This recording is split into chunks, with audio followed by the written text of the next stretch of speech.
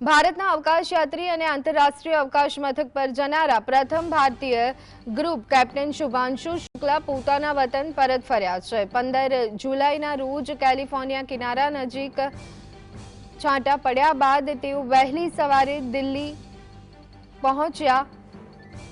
Airport પર તેમનું સ્વાગત તેમના પરિવારજનો, વિજ્ઞાન અને ટેકનોલોજી મંત્રી જીતેન્દ્ર સિંહ, દિલ્હીના મુખ્યમંત્રી રેખા ગુપ્તા અને મોટી સંખ્યામાં અન્ય લોકોએ કર્યું।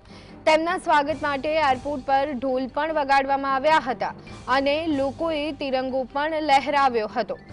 અહીં હાજર લોકોએ ભારત માતા કી જયના નારા પણ લગાવ્યા હતા।